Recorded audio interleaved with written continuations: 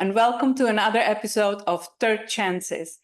Today I have Olivia Parry from all the way from UK. She runs Olivia Parry Nutrition, Eat to be Slim.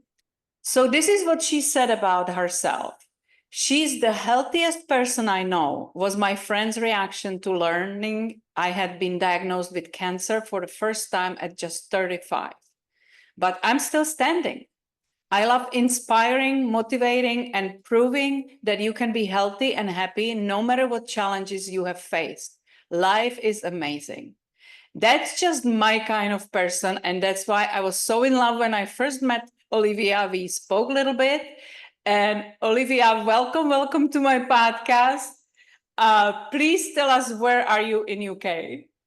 Hi Vera, it's so lovely to be invited, and I'm really, I really appreciate it so much. And some of your other guests who've been on before have been really inspiring as well. So, it's really kind of you to include me in with them. No, So I'm in absolutely. so I'm in Surrey in the UK, so it's further out southwest from London, and many people have heard of Wimbledon. So I'm about 9 miles southwest of Wimbledon, in a place in Surrey called Kingswood. Mhm. So that's where I live. Beautiful. So is it countryside or is it more like city? Well, you might have heard there's quite a large road called the M25, which kind of circles around London. So I'm in what's called the home counties. So those are the counties. It's like a state, really. It's a region which surrounds London. So yes, it's nice and green. We have lovely walks. I have my golf course is 6 minutes up the road. That was very important to live nearby. Good. Yeah. And yet we're really close to the major roads and the trains and the networks to get into London in about 45 minutes. So we got the best of both worlds. Yeah. And you grew up there, or did you move there later No, in life? no, I grew up in the desert. You One of did. my friends, one of my friends who I play golf with, she said, "It's okay, you're good in bunkers. You grew up in the desert." So my father used to work for an oil company, and I was born in South Africa, left there when I was a week old, so I've never been back. Then they lived in Iran, back before there were any problems there. Then we moved to the UAE, Abu Dhabi. A lot of people have heard of Dubai now. Abu Dhabi is the head of the UAE. So I lived there for 6 years. Then we moved back to the UK, and we actually drove through all those countries, Wow. back to the UK. Then I went to boarding school. And then when I was 11 and I went to boarding school, my parents moved to Egypt, and they lived in Egypt, in Cairo, for 2 to 3 years. So I went there on holidays.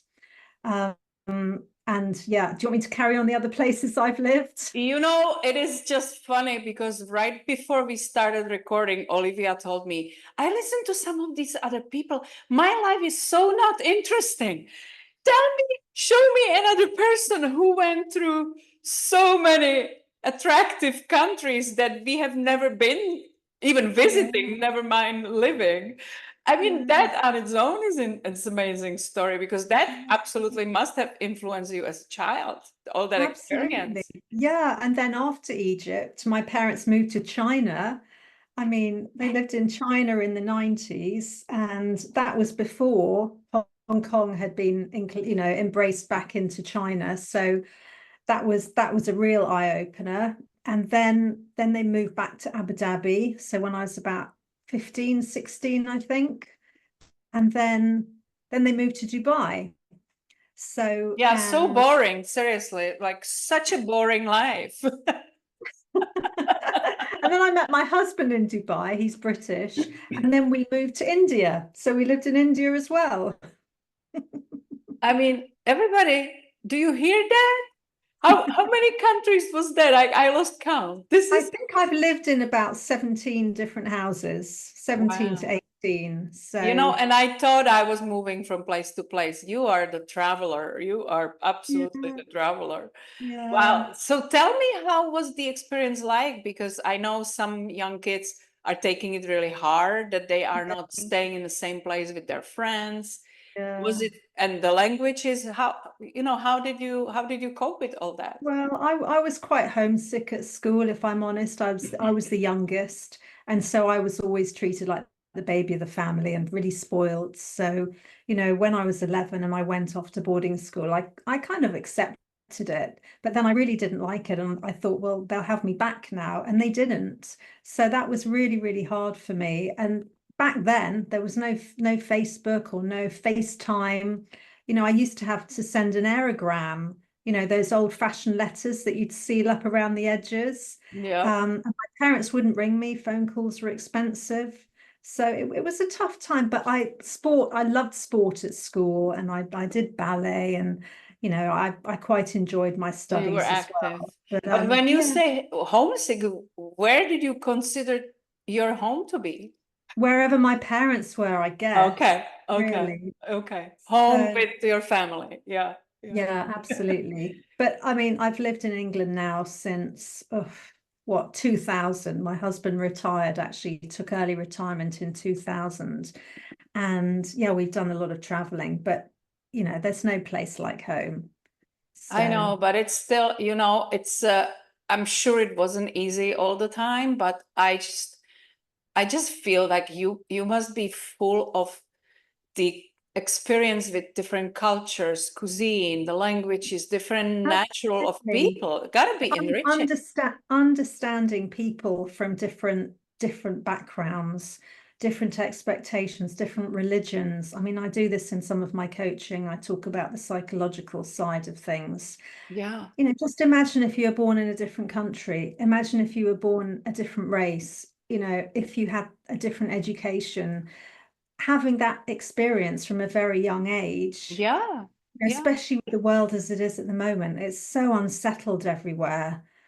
And So so many people never in their life even visited another country. I And know, and automatically you kind of believe that everybody has it the same that you do. And it's not the truth at all. That no the, way. the the countries in the world have whole different settings, history, and Exactly. people consider normal a whole different things than we do. Oh, I Yeah. know. Yeah. Especially India. I mean, we lived there in the mid to late 90s. Yeah. And then we went back recently. We were there three times in the last 9 months, actually, because of something else I'll tell you about in a minute.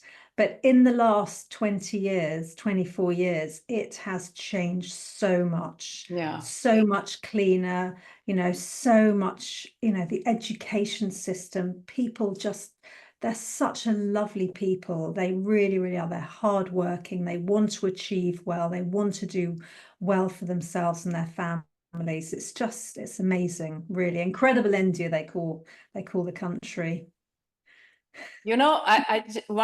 This is a crazy question because I can't imagine if I was asked that question, but considering how many different cultures you have seen and experienced, not only visit, but you live Yeah, there, yeah.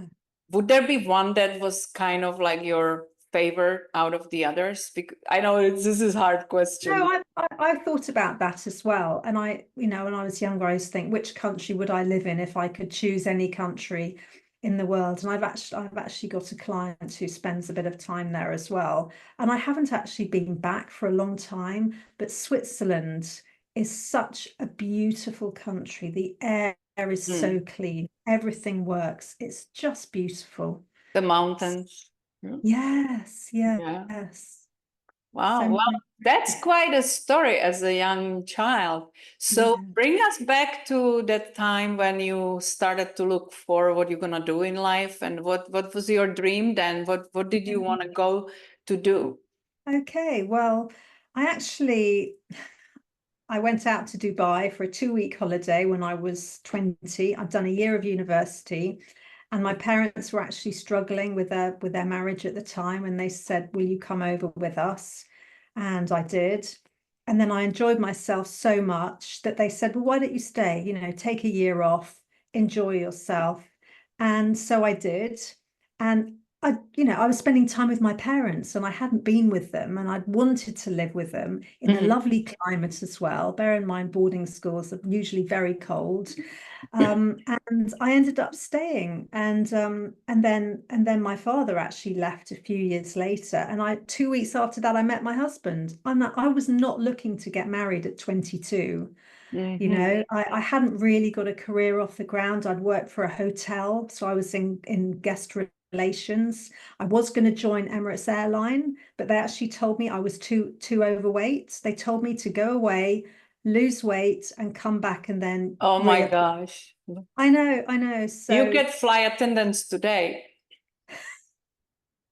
That is not an option anymore. I mean, not the condition anymore. no, absolutely. Well, on the royal flight, a friend of mine used to fly on the royal flight with Sheikh Mohammed, the leader of Dubai, and you had to be weighed regularly. Right. If you put on weight, you were taken off. I mean, obviously they have different rules over there to we I'm sure you were not, full figure because you were doing ballet and all the sports. Well, actually, I was overweight Mm. by the chart that I use in my business is the chart provided by the NHS, the National Health Service, and it covers, men and women from all different ages. So it's quite a big band.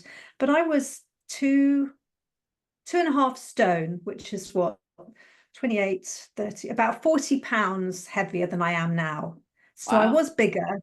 I mean, I'm now 112 pounds. So I was, I didn't have obesity, but I was overweight and I was really unhappy about it as well. Hmm. And, I did sport every day. I joined the gym, I played tennis, but I just ate so many carbs. I was vegetarian.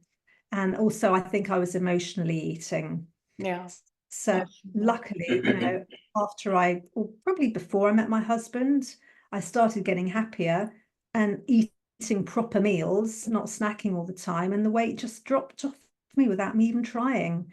Good. Um, Well, when you are young, it goes really easily. That's for sure. yeah, yeah, it's easy, but I So, think so you tried airlines, and then you were working at the gastro industry, and anything else no, at no, that no, time no. period? So I worked in the hotels, and then I worked for a company who used to do event productions. So Mm-hmm. they'd put on events like for, I think, American Express was one of their big clients, DHL, General Motors. So they'd put on events for them. So I was a secretary, and I would do a bit of sales calls as well, and Mm-hmm. writing up reports, that sort of thing. And my husband didn't really want me to be promoted because he wanted me to be able to travel with him because he What he what was did he do? he was the general manager of Mobil Middle East. So Okay. he headed up Mobil Oil in the Middle East, responsible. In fact, he started it from scratch and he turned it into multi-million dollar turnover company. Is hugely successful, did a Mm. great job.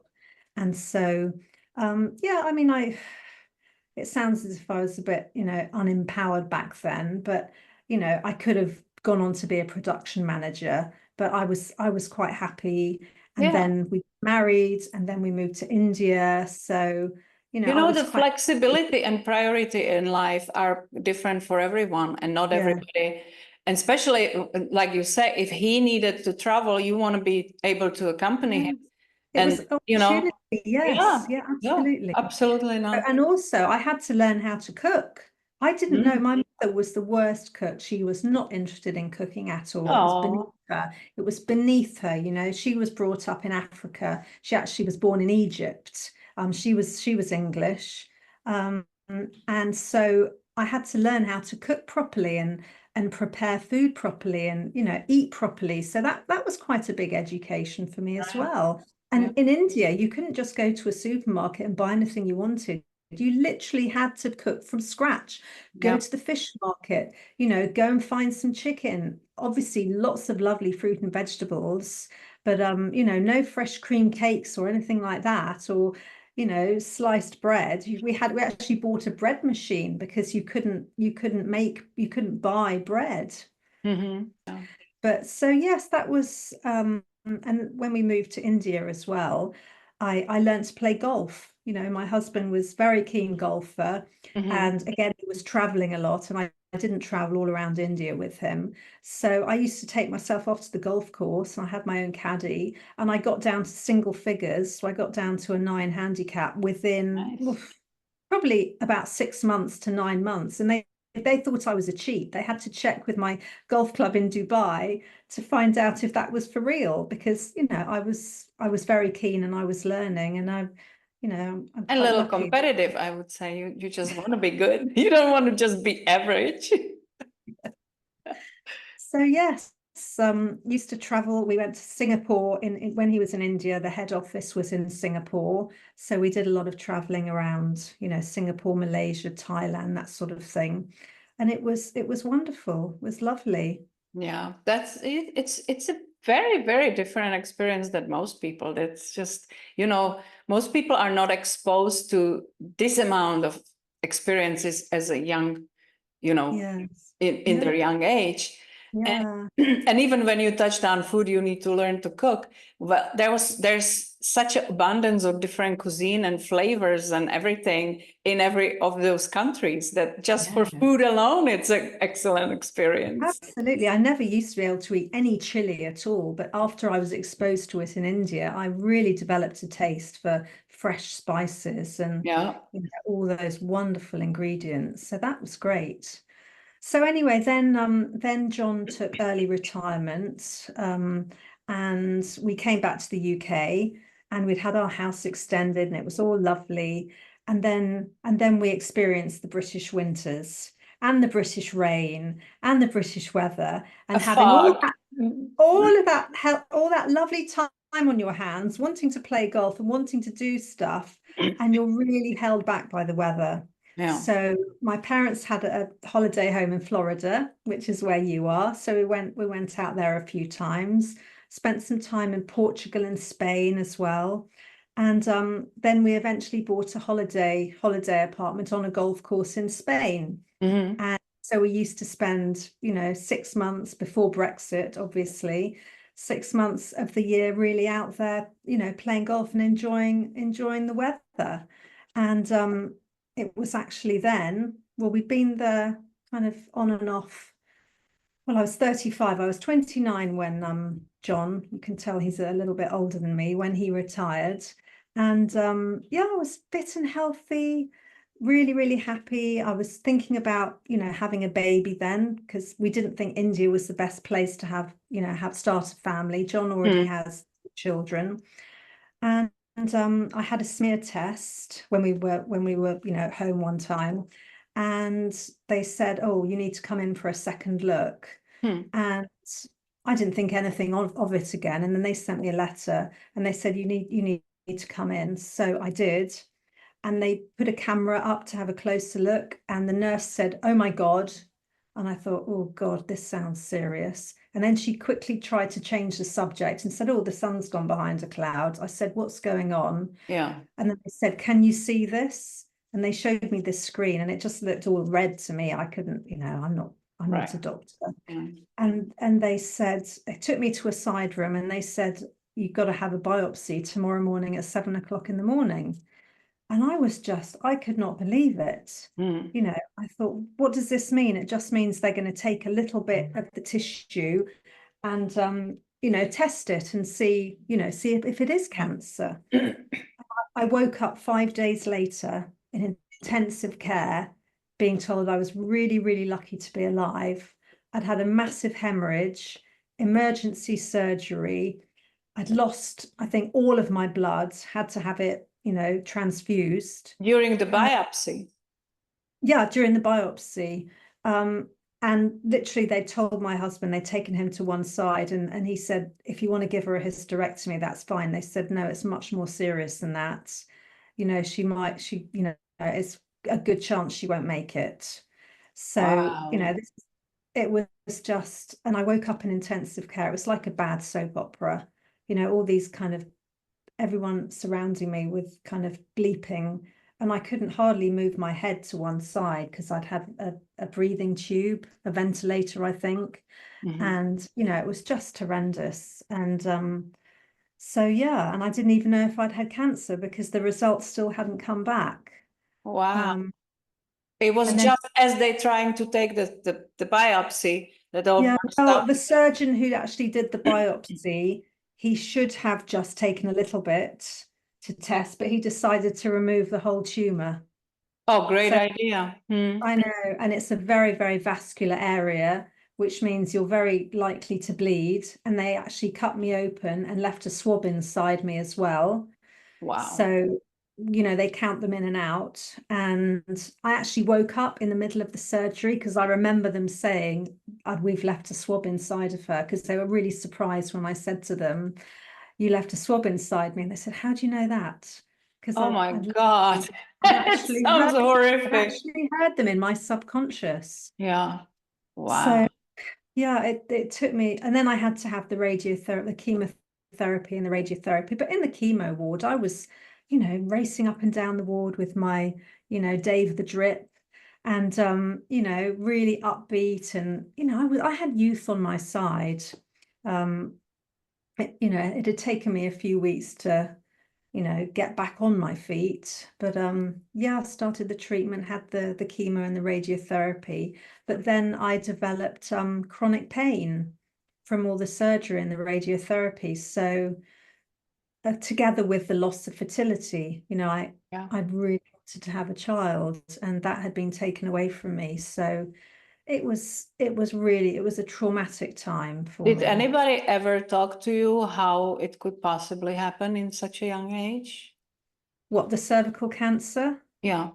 Well, yes, apparently, I think it's 90% of people carry this virus. It's called the HPV, human papilloma virus, and that's why they're called pap smears. 90% of women, or they used to before the vaccination, there's now a vaccination for young girls, and there has been, I think, for at least 10 years.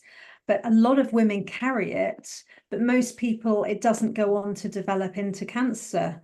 So see, breast cancer gets all of the kind of the raised awareness, and that used to Yeah. really annoy me because plenty of women get cervical cancer, and it's not really talked about as much. Yeah, that's right.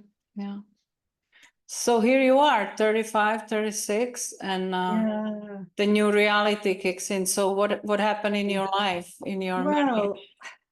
Well, yeah, I had quite a lot of help. I went to my doctors. I wanted to find a way to manage the pain. I went on pain management courses. They put me on a load of medications. I Yeah. literally had a pill box, and I must have had probably 20 pills a day, and they were all of the ones that would just zonk you out. I used to say I'm like a drone. Mm. It might look like me, but it's not really me. Yeah. And it was just, it was awful. And I made the decision myself to come off all the painkillers, because your body just develops resistance after a while, Yeah. and you And need all the more of side those. effects, you're just building on toxins Yeah, in your I, body. I wasn't living, I was alive, but I wasn't living. So we took ourselves off back to Dubai for a few months.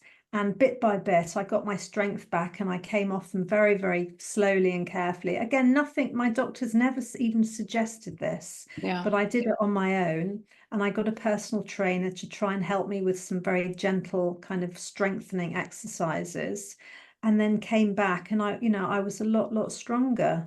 So That's that, that's the thing. Most people that eventually arrived in the holistic approach to health yeah, realize that doctors are excellent for the emergency care. Thank God for them. But the definitely. preventive care, or something that can really naturally help you to gain strength and back immunity and everything that is destroyed with chemo Yeah. and radiation and all these treatments, they don't know, like not many doctors recognize that the proper diet can significantly improve your body ability to heal. No, Yeah, it's not even discussed. whenever I ask my doctors, how many hours have you done nutrition? And they say none, Yeah. or maybe two or three, and they want my advice, Yes. Yeah, that's on nutrition unfortunately. and health. If you Yes, did it's listen nice. to some of my episodes, that most of the doctors that I spoke to said all those years of residency and studies and everything, one day Yeah. And they go by, I actually cut ties with my own doctor after 10 years because she was still going by like 1980s guidelines.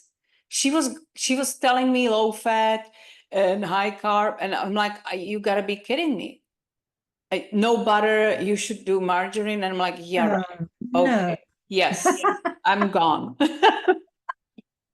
Yeah, that's good. You can fire your doctor over there. I do actually. In the UK, we have the National Health Service, which means it's free for everyone. But I actually have private health insurance. My husband had it with his work, and then when he retired, we decided we wanted to have that for ourselves. Mhm. And we also have a private GP, so a general practitioner. I'm not sure what you call your family doctor, is Yeah, it in the family States? doctor, yeah. So do Yeah. you have, when you have private insurance, you can choose your own doctor?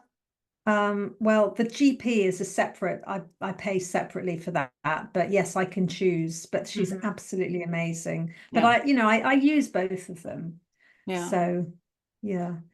So yeah, that's what happened. In fact, what had led me to go off and take off all the drugs was because I'd had this chronic pain, and one of my consultants, a pain consultant, has suggested another surgery, and right. that ended up giving me an aneurysm. So it's like every time I had surgery, something went wrong. So that's when I decided, you've got Yeah. to try another way. There must be another way. I know my body can heal itself if it's given the right, basic Tools. needs, Yeah, yeah. right food. And that's Yeah. the thing, like pills and surgeries are sometimes necessary, but in my opinion, it should be the last resort, not the first. And so many people go, and I'm not saying that was you because I'm sure you tried different avenues then, but it's just so many people go for surgery because they believe it's gonna get rid of the pain. And sometimes it creates new one, or it is so highly risky. Why won't you even like Mm. entertain other ideas first that cannot hurt you until you decide that that's the only avenue you have to go? I remember I've listened to you on another of your podcasts, and you said you wished you hadn't had the back surgery because, if you'd known now, Yeah, you would have definitely done different things. And I definitely would not have had that hip drilling. It was called a hip drilling, and it gave me an aneurysm. So I would not have had jeez. that done. No, I I had would, 3 surgeries. The first one was necessary because I was losing feeling to my leg, yeah. but the other two, I'm not so sure were Mm. necessary, you know. And I mean, I was in a lot of pain, but perhaps there was another more secure Yeah. way to do that. Now Yeah. it's too late. I have screws and bolts in my body, but Yeah. I've luckily I figure out how to get rid of my chronic pain differently. Yes. Yeah, Yeah. it's yeah. Pills are not solution to anything. They cover the No. symptoms, unfortunately, with high risk involved because all of them have Mm. side effects. So 100%. I'm glad you realized it pretty early on that it's not Yeah. doing much for you. Plus, it was taking your personality away because you were Yeah. probably in la la land with that. Yeah, exactly. And I was also mourning because, I'd really, really wanted to have my own child. Yeah. And so that was a really, and it's still, 20% of women in the UK don't have children, and it's not by choice. Mm. Many of them it's not by choice. Few of them it's because of surgery or cancer. And yet, often, our government goes on about hardworking families. What about the hardworking people who don't have families? Yeah. What about the hardworking single people or the childless? Yeah. So 20% is a very big number, and it can It actually is. be really hurtful when you keep on hearing those messages like you're less of a person because you don't have children, especially when Mm. you wanted them. And adoption in the UK is completely different from adoption in the States. It's Oh, it's really, not so easy here either. It's a very really, expensive avenue. yes. Well, I even looked into surrogacy, but again, the rules over here are fraught with danger. And again, fostering, I thought about fostering, and they virtually turned around and said I wasn't the right type. And they didn't think that I think that they thought I'd find it too traumatic to have to hand over the child because a fostering arrangement is only temporary. So yeah, I had some psychological help.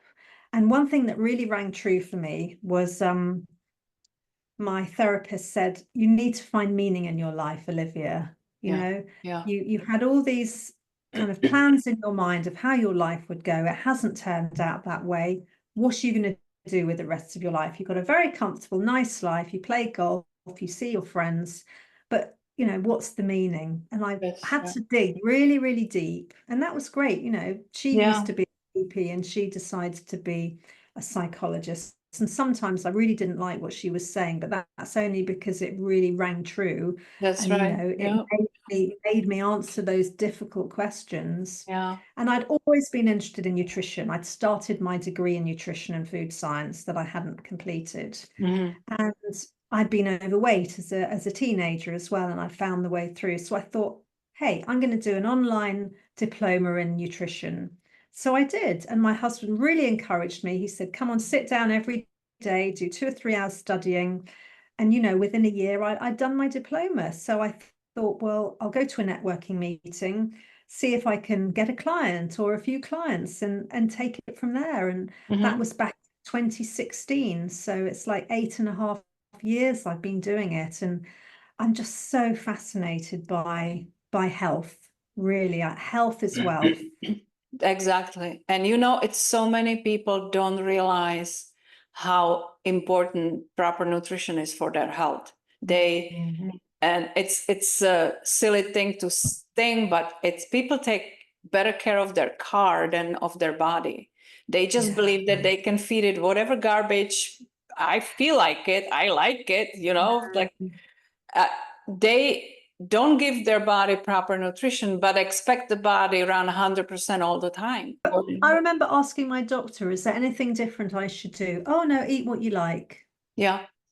And it's We had the absolutely same. And I was at that time, oh my God, it just reminded me. We were sitting in the oncologist office with my husband, who had grave, very fast progressing cancer. And we both kind of knew it's bad because we have seen it around us. And I am working with the nutritionist holistic approach. That was my business. I was a personal chef doing specific diets for people with cancer and stuff like that.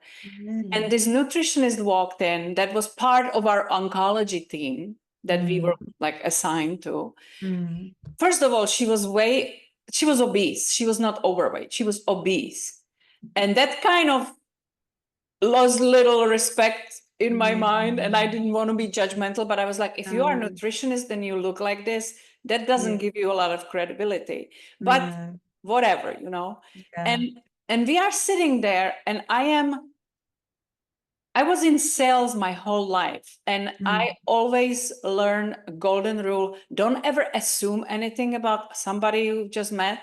Just ask questions, learn about them, because you may be like, they don't have everything written on their forehead. And she did the opposite, of course. She started telling us, lecturing us, so I said, is there something he shouldn't be eating during this, time? She said, well, no, he can eat anything he wants. Maybe just stay away from greasy burgers and fries. And I just froze and looked at her, and I'm like, so she's assuming that's what we eat. Yes. And so, and if he's nauseous from chemo, just give him a toast. And I'm like, a sugar feeds cancer. That was the first thing I cut off his diet. Everything that would turn in blood sugar. And she's telling me to give him a toast. And I didn't hear anything after that. And I was like, if my nutritionist that I worked with closely heard this, she would probably pull her hair out. And that's the official oncology team that you are assigned to assist you with the treatment. And I was really, that freaked me out. And it's just really sad. So I'm so glad you already had some background in it, and you knew, you were empowered enough to take the reins and just like take charge of your health, because you cannot keep throwing pills at things. It just doesn't go anywhere. It gets worse and worse. I was really lucky because my husband was always very fit and active, and very, very encouraging. Yeah, that's very important. Yeah. So, but also you had another brush with that scary diagnosis. Well, I did, yes. The last, probably since the pandemic, my mother was very ill. She had Alzheimer's. And my mother-in-law had died in the May.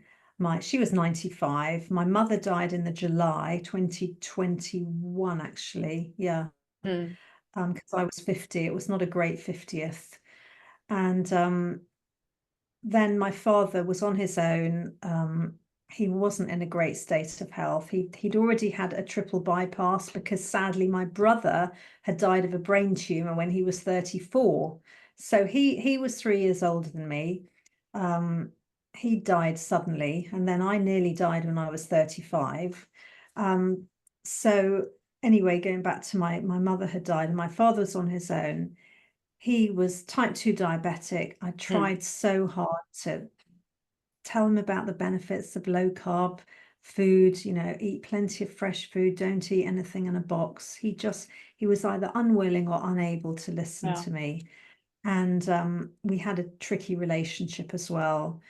So, and he lived 250 miles away. So it's very, very Mm. difficult. I visited him, but it really drained me. Yeah. And I'm pretty sure it was stress related, but we came back from a trip to India because we'd been away, and I found I was just getting dressed. We were going out to dinner, and I was putting my bra on, and I suddenly felt a lump quite Hmm. high up, about here, and I Hmm. thought that's really weird. What the heck is that? Yeah. And I went straight to my husband and I said, this is really weird. And he looked up on Dr. Google. Don't worry, it's probably only a cyst. 90% of them are cysts, but we'll get it checked out. So that was Friday night. We went out to dinner. I couldn't really concentrate with Yeah. all of our friends. I was worrying. Then on the Sunday morning, he booked a private ultrasound. So we didn't want to mess about with the NHS. So he booked a private ultrasound at a local clinic in Wimbledon, funnily enough. And immediately she put it there and said, "Oh, that's cancer. I can see there's blood flow. It's an irregular shape." I was just flabbergasted. I've never ever thought that I could get. I used to think, looking around my friends at the golf club, thinking 1 in 8 of you is going to get breast cancer. And I mean, it's probably Yeah. a stupid thing to think. I never ever thought, with all my healthy lifestyle and knowledge and actually putting it into practice, that I could then get breast cancer. So yeah, I went to my private GP again. I didn't want to mess about with the NHS. And she asked me, "Well, where do you want to go?" The Royal Marsden is our kind of major cancer hospital in London and the southeast. And I have there's one which is outside of London. It's only 12 minutes away. We're very, very lucky. So I went there and I've had fantastic treatment. But funnily enough, when I've read a lot of alternative complementary stuff on cancer since I had my first bout of it. And I came across this fellow called Chris Beat Cancer. I don't know if you've heard of him. Mm. So he had stage 3, I think it was stage 3 bowel cancer when he was 26. I think this is right. Mm. And he had the surgery. And then they said, "Well, you need chemo and radiation." And he said, "Well, will that cure me?" And they said no. So he went away and he decided not to have it. Mm. And everyone put a lot of pressure on him, and he thought, "No, I'm going to try another way." And he went on a completely raw food diet and he cured himself, you know. And there's a Facebook group that I belong to and all the rest of it. So I've kind of been aware of that sort of thing. So I thought, and one of the things that they say is you shouldn't have a biopsy because that can spread the cancer. So when I went to have my ultrasound, they said, "Oh, we'll do a biopsy." I said, "No, you're not going to just do that straight away without me thinking about it. I will refuse to let them do something to me Well, you without me also had having a to bad experience process the it." first time. Yeah, Yeah. exactly. With my Yeah. previous biopsy, I know it's in a Jeez. completely different place, Yeah. but I just thought there's no way you're going to tell me what to do and put me in a position of fear. So anyway, I went back to my consultant and she said, "Don't worry, you're quite entitled to not have it. But if we know what type it is, what grade it is, we can help treat it a lot better." So I thought long and hard about it and I thought, okay, I will have the biopsy. And I found out it was triple negative. So most people, when they have breast cancer, it's hormonal. So Mm. there's estrogen estrogen positive, progesterone positive, and human epidermal growth factor positive. I was negative for all of those. So basically, they don't know what caused the breast cancer. So in a way, that kind of made me feel better because it wasn't anything to do with my diet. But on the other hand, it's scary. And I'm thinking, well, what did cause it? You know, we're always looking for answers. Yeah. And no one really knows. I would So, agree with the stress related, because that's such a huge factor to any yeah. oxidative stress in your body. And do you know what? I actually asked the nurse, I'm sure it's stress. Oh no, stress has nothing to do with it. Right. Yeah. So what does, if you are so smart? Yeah, no, and that's been proven scientifically I know, over there's and over and over. Yeah, I don't know. I didn't really, I knew I had to have the surgery, although I think maybe if I'd been on my own and I hadn't had the pressure of my husband, maybe I could have shrunk it on my own. But I was scared. It was growing. Apparently, triple negative grows 1% a day. But mine didn't grow between the time I had the ultrasound and the surgery, and they were really surprised by that. So hopefully that had something to do with my change in lifestyle. So I agreed with the surgery, and I had the surgery, and that went absolutely fine. Although I've developed pain there because I have this kind of keloid scarring on the inside, which means the cells proliferate, and it's quite lumpy and painful, a bit like where my hip and back is, where I had the other surgery. I didn't want to have chemotherapy. Initially, they said it's stage 1, you don't need to have chemotherapy. But then when they found out it's triple negative, which is very aggressive, they said, well, actually, we want you to have chemotherapy. And I was ready. I was ready with the chemotherapy professor with all the questions. And it turned out it was only a 1% overall gain in health outcomes from having the chemotherapy. They said it would be 3 to 4%, but that's like a relative gain, not an overall gain. And I said, I'm not doing it. I'm not going to do it for 1%. Chemo is super aggressive. Yeah. It's just, it destroys everything, not only bad cells. Yeah, unfortunately. And then so I didn't really want to have the radiation, but it was like 15% better outcome. So I thought, oh, what am I going to do here? I was umming and ahhing. But you know, my consultant was very, very really encouraging. So I said to my husband, well, I'll do a day. They wanted me to do 2 weeks. I said, I'll do one day and see how it goes. And anyway. But they did remove the entirety of it, right? Yes, they did. They did. But they always say, oh, there's a stray cell and we don't want any stray cells. Yeah. But again, I said, what about the stem cells? And they said the stem cells will go. Well, I'm not sure that that's a fact. Otherwise, why would anyone ever have a recurrence of cancer if they always get the stem cells? Yeah. So anyway, I went for the radiotherapy. And as a bit of a funny story, actually, because they used to play music when I was having my radiotherapy. And it was like classic FM, it was classical music on one channel, but they used to play the pop music. And on about the 3rd day, this song came up, and it was called Somewhere Only We Know by Keane. And it was a really soulful, sad ballad. And it really triggered me. And that had been very much kind of out the first time I'd been ill. So I was crying my eyes out, and all the girls came in afterwards saying, what's wrong? What's wrong? What's wrong? I said, oh, don't worry. It was just the song. It really, really triggered me. It's not your fault. It was really, you know, I was kind of thinking, oh, I can't believe this is happening to me. Anyway, they said, I'm sorry, we can't control the channel, but I think they could have done. So I said, that's okay. Anyway, guess what song came on the radio the next day? Don't know. Toxic by Britney Spears.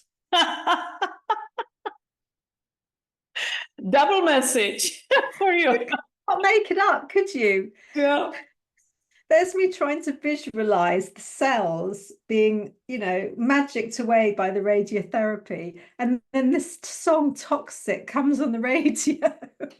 Yeah, I think they should return to classical music. That's Well, less risky. they Yeah. switched off all the music after then because they didn't want to risk it. But Oh anyway, I my. got through 2 weeks of radiotherapy, and then it's like, off on your way, you've got to get on with the rest of your life. But I'm actually having some more treatment now called medical acupuncture. Hmm. So this is incredible. Have you ever had medical acupuncture? I did. I did. But I did about 2 years of various therapies after my Yes. third surgery. So I have done a lot of different, Yes. So, I mean, I've had 3 sessions now. And the good thing about this acupuncture is once I've finished the course, they teach me how to do it myself. Mm-hmm. So you don't have to rely on going to the doctor's office to have your treatment. And it literally made me feel like I was on morphine. I just felt so chilled out and so relaxed and no pain for even a day, Hmm. which for me is unthinkable because I have chronic pain. So some days are better than other, but I'm really excited about carrying on with that treatment. And now I've got back to my business, you know, getting trying to get more clients, helping my clients that I have now, and inspiring others that no matter, what I liked about your title of your business is Third Chances. Well, I've had cancer twice, so this is my third chance. We deserve more than second chance all our life. Yeah, That's why I name my company that way, because yeah, it's never too late to give yourself a chance. No matter what happened, no matter how old you are, it's never too yeah, late. It's exactly. we only have this one life and we better live it fully. And it's just, Yeah, I exactly. always hear that people at the end don't regret anything more than the chances they didn't take. Mm, And I already have few that I didn't take in my life and I regret them already. And I'm hoping I'm yes, not at the end of my life. no, And I don't want to repeat the same pattern because yeah, you give up on something that is meaningful to you and it yeah. hurts for years to come. It's just, you regret Yeah. it. It doesn't It's matter really, what other people think, just do it. yeah, If exactly. you do something, if you take action, you've got 50% chance of it being right and 50% chance of it What is being the wrong. worst thing that can happen, right? If you Exactly. don't do anything, you've got a Yep. 100% chance of it going wrong or Yep. nothing happening. So take the 50-50. It's better Right. than zero. Yeah. Yeah.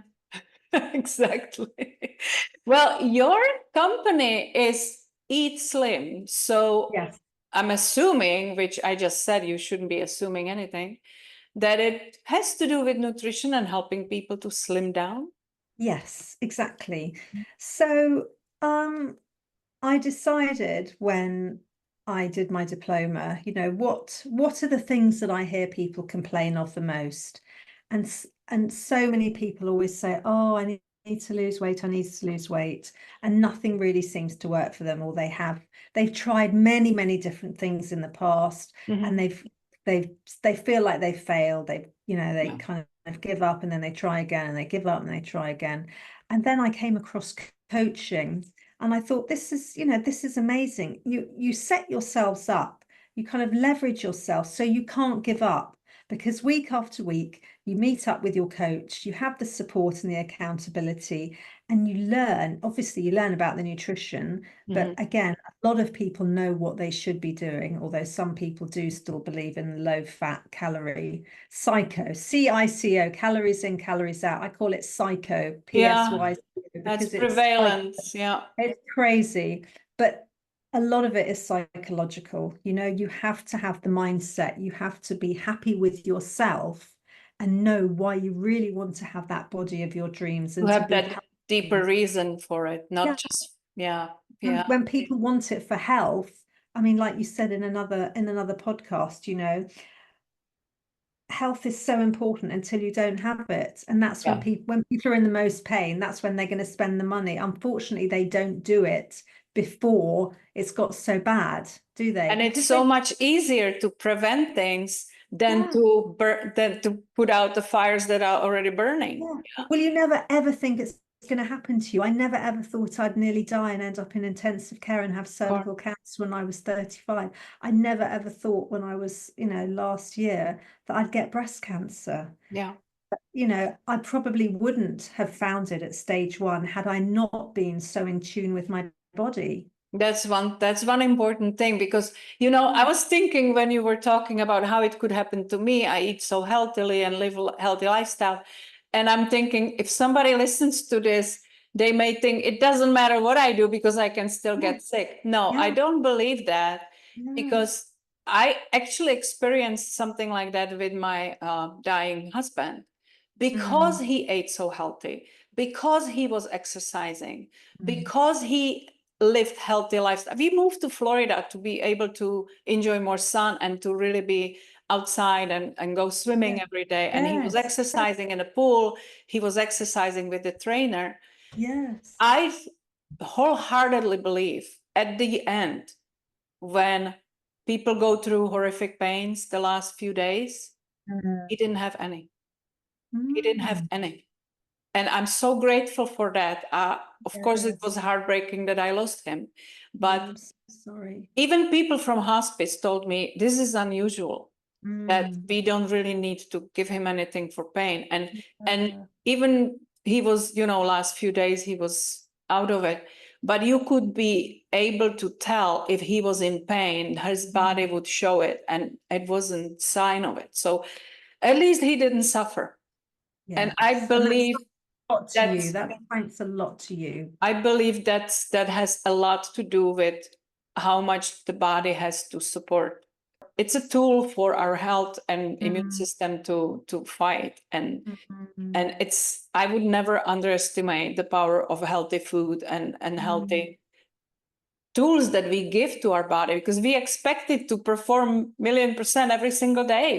We hardly give it any rest. We hardly give it any good sleep, and we expect miracles.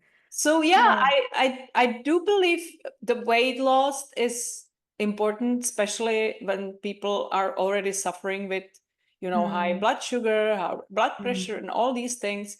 Definitely the weight management improves these things. But I don't also want, like, people go on dieting and go on and off. I know there's so much contradicting information out there, and people go on Google and Google everything, and you can find contradicting information on anything you want. Nutritionists like to argue with each other. So that's why I'm thinking, like, it is so important to reach out to somebody who actually knows, that studied it and have her own experience, than trying to guesswork and go through that yo-yo effect up and down. That is super discouraging. And it's really like, you may think you have the information and you have all the willpower, but unless you have somebody on your side. It's not a lack of information, it's a lack of implementation. That's mostly the problem. And you can be low carb one day, you can even do a carb up day, every so often, but it's real food, it's ultra processed foods, it's foods as close to nature as possible. So it's really about health. I mean, I call myself, I'm a nutritionist and a health coach, but you have to feel good about yourself, and you have to know what you want and where you want to go. So many people know what they don't want, but they don't really know what they do want. They're scared of even imagining that it's possible. But we don't even achieve a tenth of what we could if we just knew what we wanted and went for it and believed. Yeah, it is one thing. You can go to, somebody once told me, and it was such a beautiful metaphor, you can go to rainforest on your own. You can absolutely enjoy the beauty of it and walk and hike and everything. But if you go with a guide who knows all the special places, all the special shortcuts, he knows exactly where the danger may be.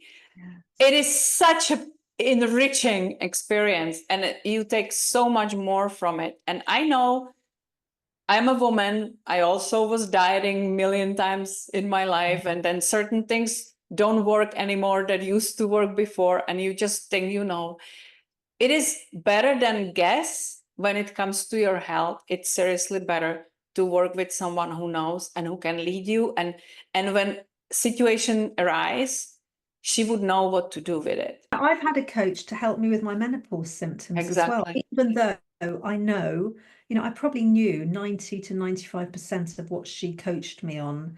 But having someone there as a support, as a guide, as someone on your side, that's where the magic Yeah. happens. It You really you is. you don't have, you don't see when it's about you.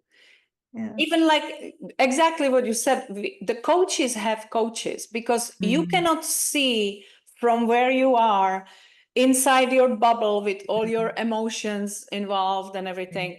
You Yes. cannot see obvious sometimes until somebody from the outside can take a different look, different perspective, and point out where your blind spot is. That Exactly. it's right in front of you and you have the knowledge, but you cannot see it. It's very obvious. Percent, Advantage. yeah, even Yeah, 1% can make a massive yeah, difference. And sometimes, I mean, as a coach, as you know, you do a lot of listening, a lot of active listening.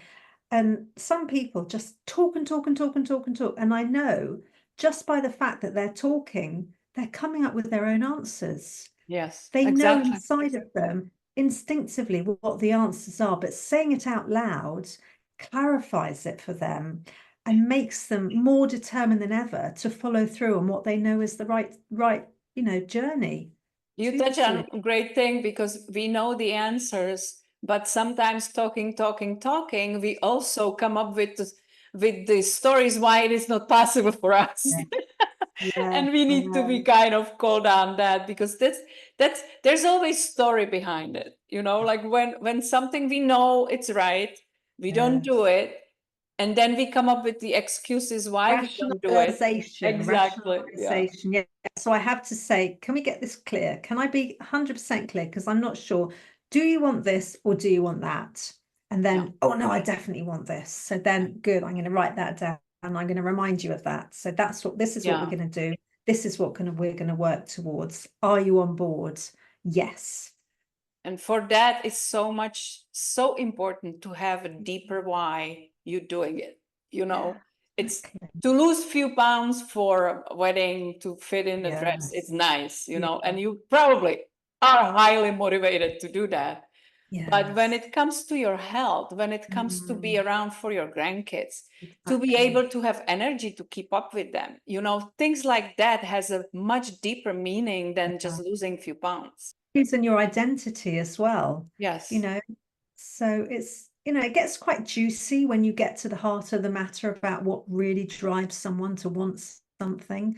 And like you, I'm very interested in people. I love listening to other people and finding out about who they are and how they grew up and Yeah. what their story is. And you can often just pick up on a little nugget of information, and that can be the game changer that Yeah. suddenly thinks, aha, that's my aha moment. Now I'm going to go there, and this is going to open the way for me. What do you find in your practice when you work with somebody?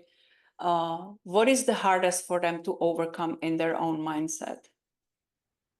I think a lot of people worry about what other people think. If they've got a husband who's, doesn't have to worry, they can eat whatever they like, and they don't want you to, they think you're miserable if you're trying to eat differently, or it triggers them because you're trying, my clients are trying to improve themselves and they change from the inside out. And that kind of can put a bit of a different dynamic on the relationship, because before everything was nice, it's all cozy, it's all predictable, status quo. And now suddenly, they're getting empowered, they're feeling they're changing, they're learning about themselves, they're growing. And oh no, you've got to be careful, you don't want to lose too much Yeah. weight. Oh You my know, God. Olivia, there was a movie about this. I'm trying to remember the really? name with Barbara Streisand. She Really? was this like not overweight, but she was like normal, full woman, baggy clothes, kind of like hiding behind it. And then she had this moment when she wanted to get in shape, and Yeah. it was funny. It was presented in that movie like she was on a treadmill eating carrots. It was like while he was away, and then he came back and he was pissed. He was Yeah. disappointed because she looked like $1,000,000. She had a whole different feeling about herself. And for him, it was threatening because suddenly Yes. it wasn't who Wasn't he was safe. comfortable with. It's not only people's husbands or partners or wives Yes, or whatever. the whole family. It's also friends. Yeah, Because friends often, they'll see you and they'll say, wow, you look amazing. What have you done? And then, they say, well, you got to be careful. You don't want to do it. But that's because that pushes themselves. They haven't exactly. been willing to invest in themselves and It follow. triggers them for what they are not doing. Yeah, No. And they yeah, say, and oh, it's too expensive. I could never do that. If it's important enough to you, you'll find a way. If not, you'll make an excuse. If you're going exactly. to go away on holiday, if you're going to travel here, if you're going to have a holiday home, you can afford it. If it's important enough, you will invest it. And I really don't. That is the thing about the States that I really like. People do invest in their health because you have to. Yeah. It's It's sad for the people who really are experiencing poverty, yeah. but the majority of us, where there's a will, there's a way. It's about priorities, Yes. Yeah, it's about priorities. It's funny what you touched on, the people we are surrounding ourselves with, because usually when you look at the family and they are all overweight, it is quite obvious because that's the lifestyle they enjoy.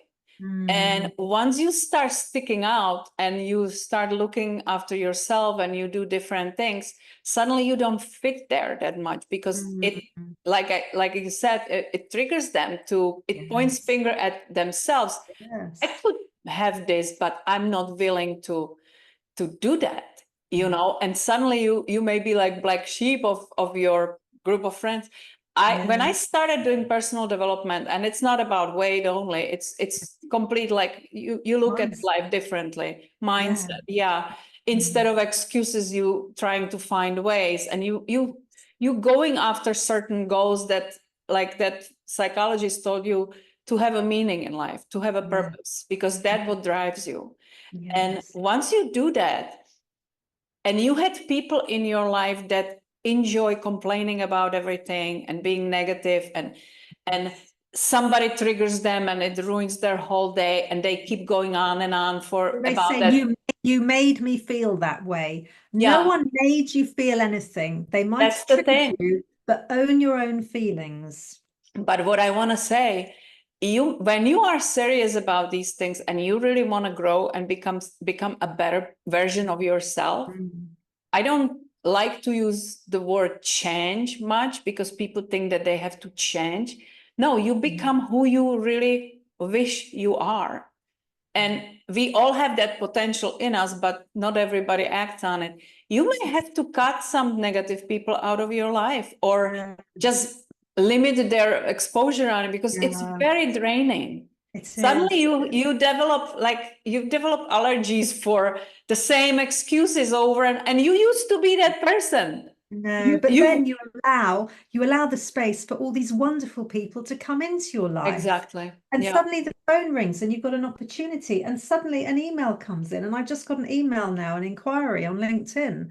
I need your help. And it's like, I never used to believe in the law of attraction. I always thought, oh, that's a bit, I'm Yeah. very kind of logically minded. But if you open your mind to the possibility and you have your vision of where you want to be, then strange things do happen. And you You know, also are on different energy wave than yeah, you were when you were sitting back, all depressed, complaining about how the world is unfair to you. 100%. And you keep pointing fingers. Oh, it's easy for her because she whatever. No, You've never had to worry. You've always been thin. Actually, no. You don't exactly. have to Yep. worry. You've got a husband who looks after you. Actually, I've looked after him as well. We're a team, we're a partnership. People make judgments. Everyone likes to, we all do it unconsciously, subconsciously. We like to Because put people yeah, in it's box. easier to point out outside of yourself than to really take a deeper look and admit that it's up to you. It's up to your decisions, the choices you make, the priorities you make. And when you are in tough spot, and it's hard to hear, and I know exactly what I'm talking about, because we are constantly doing this work, Yeah. look back few years back and recall the decisions you made then. Yes. That's the results of it. So Exactly. every It doesn't day happen is a new straight start. away. Every day is a new opportunity to make Yeah. better decision for future. And third chances is that is the name for a reason, because I believe it's never too late to take another chance. But mean it this time. Mean it.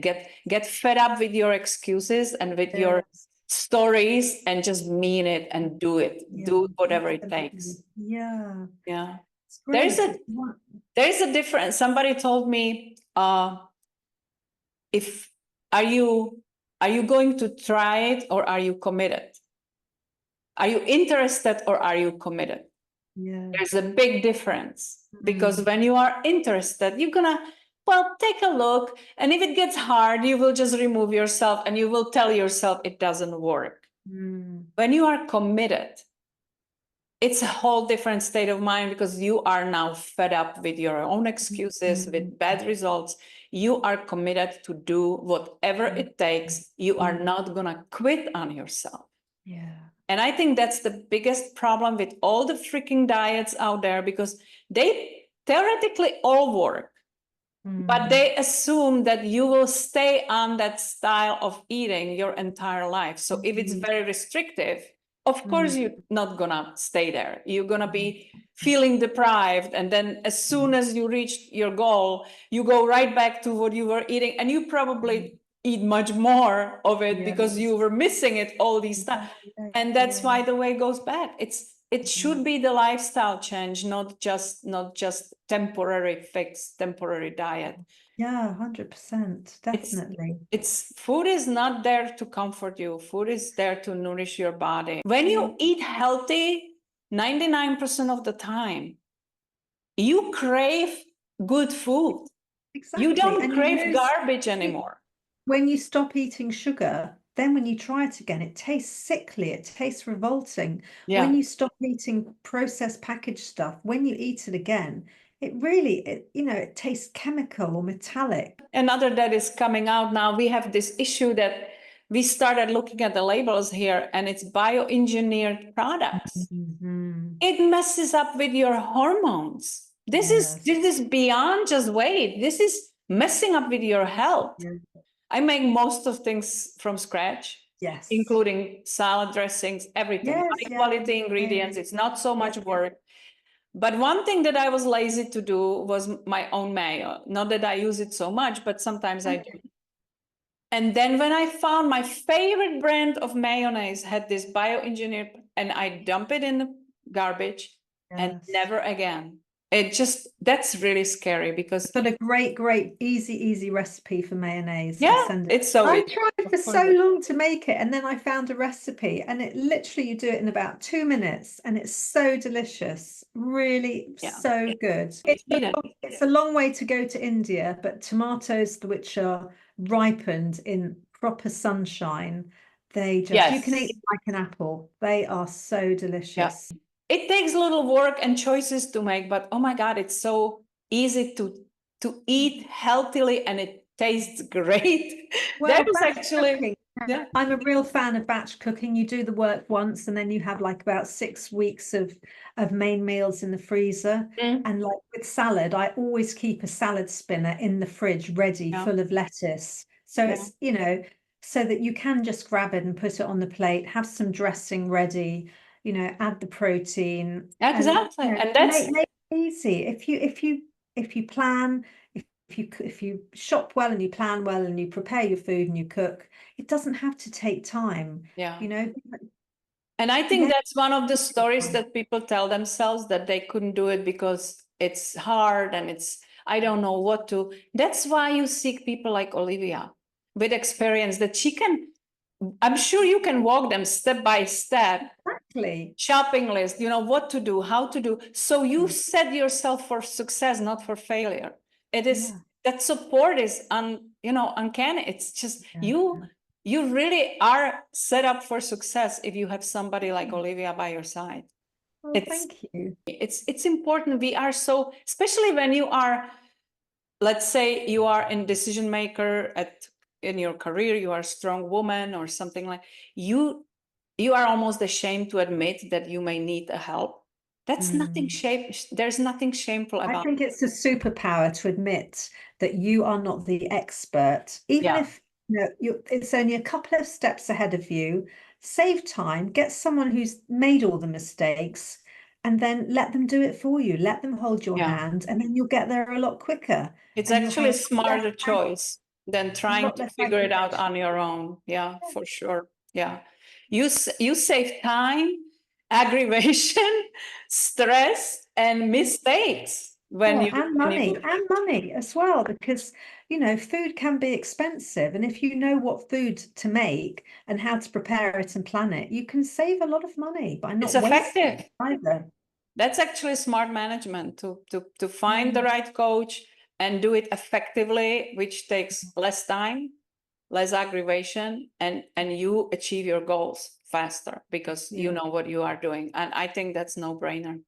yeah, I would encourage, if you like Olivia and if her personality resonated with you, and look at the experiences she went through with her health to get where she is today.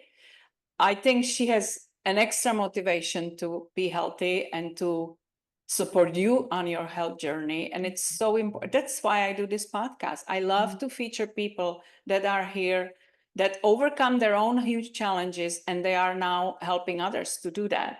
And I think you mentioned something, that you have a free hormone guide yes, that you would like to offer our listeners, I yes, get. yes, You want yes. to talk about it a little bit? I have, yeah, the 5 hidden hormones. Mhm. So many people blame themselves for lack of willpower, right? They blame themselves. They say, I'm hungry all the time. I don't have any willpower. But the problem is, it's not your fault. Stop blaming yourself. When you get your hormones under control, then you automatically don't think about food all the time. Yeah. Now, I don't know if any of your listeners have heard of ghrelin. It's a hormone, which is a hunger hormone. The way I remember that hormone is like the Gremlins. Do you remember that movie that was out in the 80s called The Gremlins? Yeah. And they put the stuff in the food in the blender, and it went everywhere, all over the kitchen. So you got those gremlins in your head telling you, feed me, feed me. And these hormones are actually in our fat cells, and they speak to us. They go from our fat cells into our brain. And this report will tell you what you can do to get your ghrelin under control.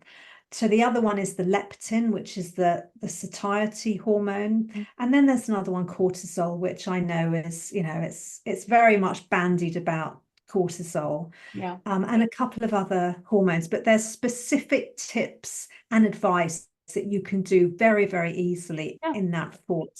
And if that kind of makes sense and it resonates, then, go ahead and get in touch with me. You can email me or message me, LinkedIn messaging, my number is freely available. And I will post all your contact information in the show notes of this podcast. So I will encourage everybody to reach out.